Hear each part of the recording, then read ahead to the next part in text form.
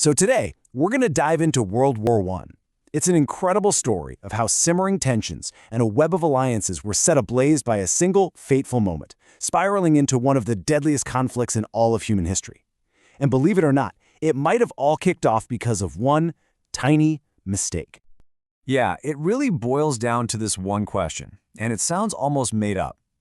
We all know the assassination of Archduke Franz Ferdinand was the trigger, but the part that often gets lost is that the whole thing only happened because his driver took a wrong turn. So let's really get into it. How does one wrong turn literally set the entire world on fire? You see, that wrong turn was just the match. The whole continent of Europe was basically a powder keg. It was packed with nationalism, rivalries, and secret deals, just waiting for a spark. For years, you had this really shaky peace, held together by a tangled mess of treaties.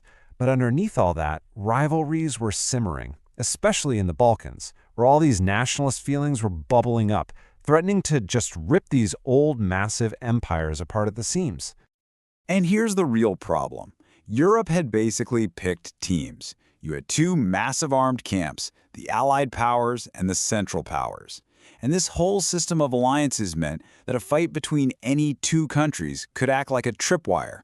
One little tug, and boom, everyone gets dragged in.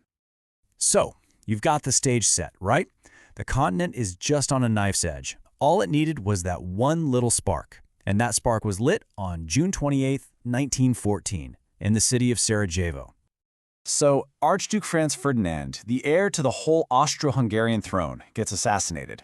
He's shot and killed by a Serbian nationalist named Gavrilo Princip. Right away, Austria-Hungary blames Serbia and sees this as the perfect excuse to finally crush them. But first they wanted to make sure they had backup, and things started to escalate fast, like incredibly fast. And this right here brings us to a really key moment.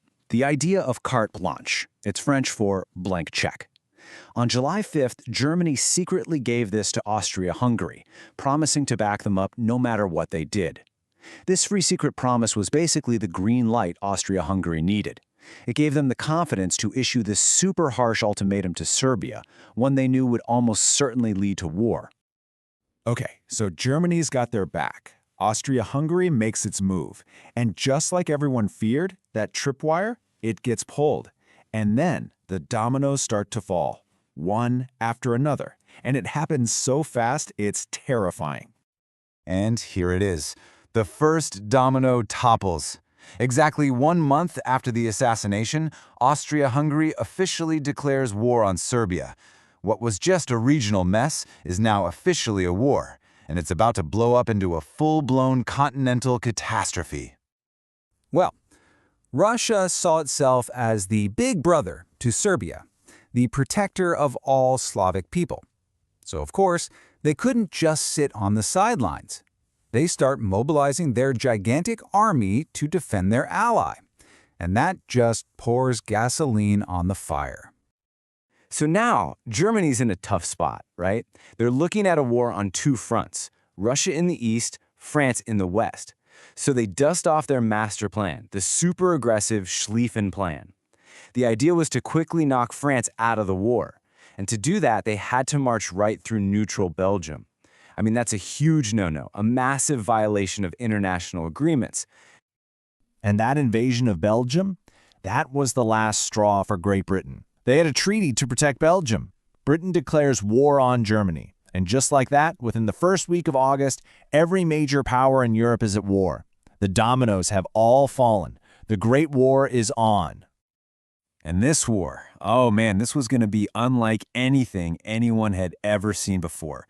All those old ideas of glorious cavalry charges and quick, decisive battles, gone. They just vanished, replaced by this brutal, grinding, industrialized meat grinder that we now call the First Modern War. In the West, the fighting gets bogged down in this absolute hellscape of trench warfare. You had this insane network of muddy, disgusting, rat-infested trenches that cut across Europe, leading to years of bloody stalemate. On the Eastern Front, things were a bit more mobile, but the fighting was just as awful, with Russia's huge army tying down millions of German and Austro-Hungarian soldiers.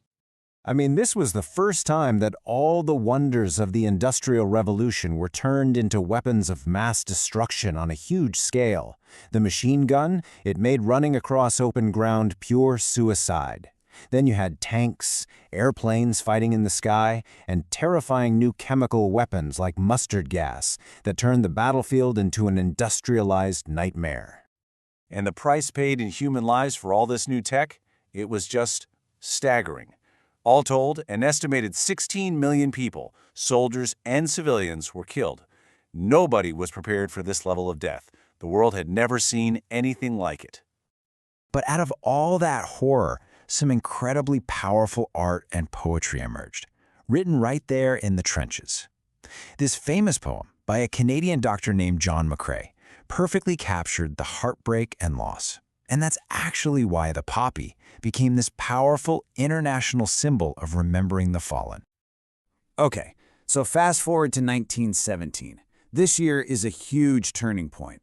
Over in the East, Russia is just falling apart. The war has wrecked them and revolution explodes. The Bolsheviks take over and pull Russia right out of the conflict. But then, the United States, fed up with Germany sinking its ships, finally jumps into the war. And that changes everything. It completely tips the scales in favor of the Allies. So by late 1918, the Central Powers are collapsing. It's over. An armistice is signed on November 11th.